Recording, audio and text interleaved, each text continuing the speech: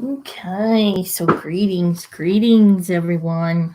This is Sherry from Spiritual Magic Journey, and we are doing our weekly pick a card reading. We are getting out of January and heading into February. So we're gonna see what's gonna come through or what messages come through for you guys. So this is gonna be your weekly oracle card predictions for January the 29th through February the 4th is what we're reading up to. Week, I'm using spirit messages again. Great messages with this deck. To add that I have your card readings up, monthly predictions, tarot card readings are up on YouTube, so be sure to check that out. I also want to add that I'm going to go live to do some readings, maybe some messages from the angels or spirit. It probably won't be this Thursday. This is a busy week for me. It may be next Thursday or the following Thursday, but you're gonna I'll put it in the community board. Plus, I it already set up, so you'll see it. Notifications. Make sure you hit the subscribe button, hit the bell so you can get the notifications when I do get ready to go live, guys. And if you cannot make it when I post it, I'm going to go live and do reading.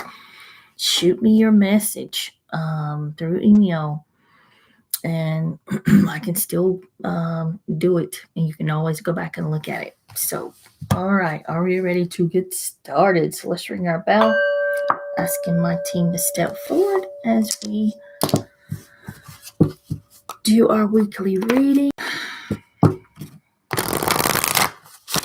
I'm glad that January's, even though this is my birthday month, January is a long month. This feels like it's a long month. So we are going into February. Ending January. So what messages are going to be coming through for you guys? Let's see. And again, you can pick a card or you can listen to all three messages. We'll put our amethyst on the first one, our clear quartz on the second card, and our lapis. I think this is lapis, right? Yeah, lapis lazuli on the third one. I was about to call it sodalite, but it's not. So we'll put that one on the third one. Just take a deep breath, guys. And guide you. I will read what's in the book, and if anything wants to check me, I will definitely channel that through. But I'm going to grab me some water before I get started.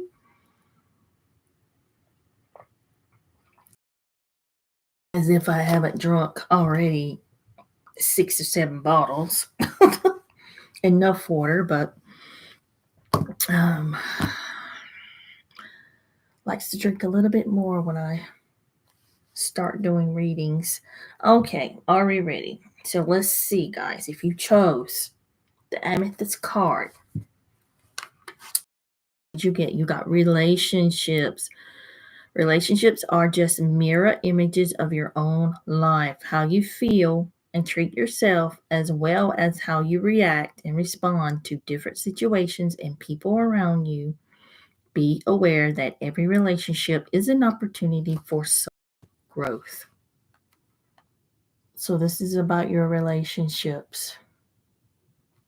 And again, guys, when I do these weekly readings, these messages can extend out the whole month.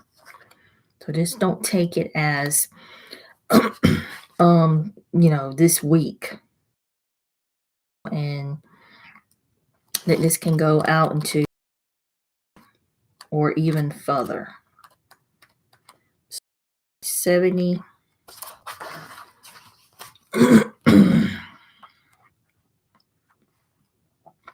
It says, we bring you this card for we feel that you may be questioning a certain relationship in your life. This card also signifies that it may be time to evaluate and appreciate the relationships you have now or those from the past, good or bad. Even a difficult relationship can be a surprising spiritual catalyst for you. All relationships, whether they're on an emotional, physical, mental, or spiritual level, learning process and enlightenment of the soul. No matter what category a relationship falls into, it acts as a teaching tool for the lessons your soul needs to learn. It can help you understand, change, or enhance your individual qualities. Ask yourself, if it was in the past, what did I learn from that relationship? Or if it's in your current relationship, ask, what am I learning from this relationship? Different types of relationships have an uncanny way of identifying which aspects of your life needs attention. At times, they reveal your vulnerabilities and insecurities, or your need for attention, approval, and acceptance. Let this card be a catalyst to either heal a current relationship or attract a more positive relationship for the future. And we've all know that, relationships are really catalysts and teachings and learnings for us to grow. Else, you know how you had go through a bad relationship, and then you in the past, and you like, man, I learned from that. You grew from that. What to pick and choose next time, or what you want in your next relationships. Something going on here about relationships that maybe you need to look at now, about what you're learning, or what did you learn from the past, or something that needs to be worked on with your relationships. And you may be going through a difficult one now. And it may be a catalyst for you to change, because after a relationship, we usually do change our lives. There's things in our lives that we do change or need to change. And it is a catalyst for spiritual growth and expansion. So they're always there for a reason. It's like, man, yeah, I learned my lesson. We've all said that at some point with a relationship, hey, we learned our lesson. So we know in the next time to pick to have a better relationship with the next person, or what you want in the next relationship with the next person that you are in a relationship with is through. Okay, so let's see what we got for quartz. Maybe some healing too. They wanted me to bring up healing that maybe that is needed here. Maybe in a past relationship, not being afraid to move forward in a new relationship because of a past one. That is something that you need to release and heal and let go, and maybe let down your wall. Learn from the past relationship so you know what you're going into another relationship or a new relationship. You know exactly what you want. Oh, if you chose this card with our beautiful clear quartz, it is self-sabotage. When you learn to get out of your own way, there will be no stopping you. Most of the time, it's not others who prevent you from achieving your true goals. It's that inner voice that derails those carefully woven plans. Is that not true or not? I know I have self-sabotaged myself all the time. Oh my God. And then I had to stop myself from, putting myself, sometimes we can be our worst own enemy of talking ourselves down, being so mean. And that's something I need to personally work on. Maybe because I'm holding myself, I don't know if it's to a higher standard that I need to,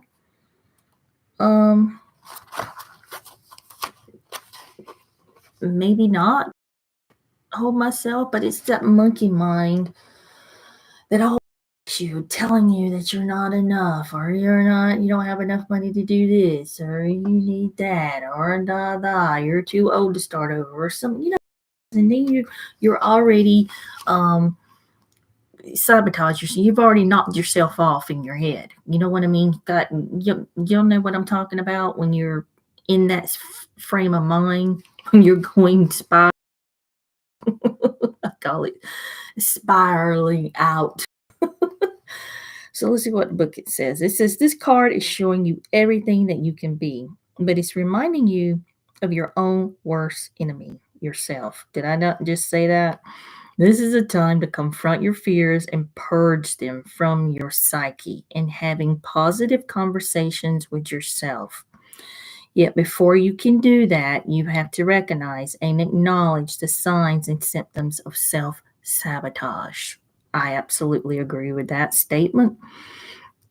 This is whether you're considering a new relationship, changing jobs, moving house, or any other major change, it is easy to allow that inner dialogue of doubt to creep in and convince you that you're not good enough or that new person isn't right for you, and find a million reasons to justify and sabotage the outcome. Next time you're confronted with these thoughts, stop for a moment and step aside and so that you can have your own dialogue with those voices. It's time for you to start believing why you can and can't. Just remember, you do matter. And you'll be surprised at how others start believing in you more. And I absolutely agree with that. So as soon as you can recognize, well, as soon as it starts happening, just saying it, that's when you can confront it and have the conversation. Yeah, don't call me crazy, but have the conversation and say, no, we're not doing this. That's when you can start with your mantras, or you can ask the angels to come in and help you, you know, be more loving to yourself. That's when you can come in and say, no, I'm not going to listen to that. Eventually, this will stop if you reinforce the negative with positive. Do you understand what I'm saying? So start with a mantra. Have mantras written down that you're gonna. As soon as that starts with the negative voices or thoughts or going that is like I like to call it, spiraling out. Have some invocations written down. I am worthy. I am enough. Things like that. I am love. Anything that you can say positive to, and those voices and that negativity will eventually go away. So that's how you combat it. If it really gets really bad, always seek out for help, or sometimes you can just tell it to F off, because sometimes those are entities that are some people say it, sometimes entities could be gets really, really bad. Always reach out for help if it's that bad. But just the negativity and the self-sabotage, yeah, just reinforce it with positivity, positive thoughts, saying mantras, invocations, invoking the angels. Have a conversation with the angels instead. Go after that negative with a positive and watch what happens. So let's see what we got for our third card, which is the lapis lazuli, and it is the vulnerability. This is confrontation, that you're seeking to tread into the unknown, unfamiliar territory, where decisions are based more on intuition than rationality. Don't let fear hold you, or allow a misguided sense that feeling vulnerable is somehow a negative condition. Never had that card come up. So let's see what the book has to say about this. Let's see what page it's on. 100. Would it be nice to live to 100 or not? Think you want to live to 100?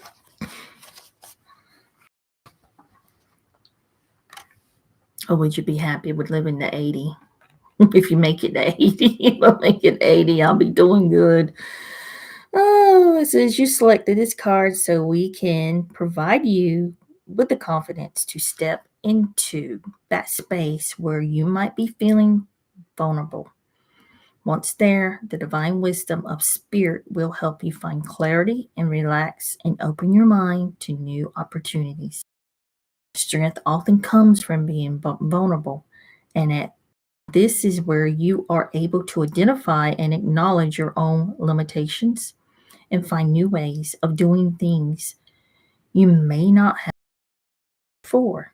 Once you let go of the fear of vulnerability, which is one of the core obstacles of inner freedom, you will be able to embrace your authentic self and create a stronger connection with yourself as well as your friends and family. This is truly liberating and a healing process. It's beckoning you to take the path to find freedom. But please accept that you won't automatically feel vulnerable. It will be your choice. This is all about I feel like just being authentic with yourself and not trying to put on being vulnerable and not trying to put on such a front of you know with people. You know how a lot of people like to put on fronts. And when you're just truly authentic, that's when your gifts really do come in. That's when you opportunities come and just things start happening instead of being more like fake and just putting on a front, but really getting vulnerable with yourself and maybe asking yourself in the mirror questions. A line of who you truly are. What makes you tick, what makes you can insert your name, tick, what makes you move, what makes you happy. So many different ways of doing it instead of trying to be something not, and which a lot of people are trying to do and be something that are not. So just being in your authentic self and letting your guard down and being a little vulnerable, could be trusting is in that too. That's a big thing. People, including myself, is that when it comes to trusting. So there's a lot of different things that goes with that, with being vulnerable. But really, it's just being you, yourself, your authentic self. So I think I'm going to leave it there. Again, I will be, I can't come on live this Thursday and do readings. I've got too much to do. I'm really booked. So either way, next Thursday or the following Thursday, I'll put it up. If you can't make it, shoot me your questions and I will get those done. I will be doing mini readings, maybe some messages from spirit. It will be on a Thursday and it will be posted in the community board. So check that out. And I'm going to, oh, thank you, Karen. Hey, how you doing?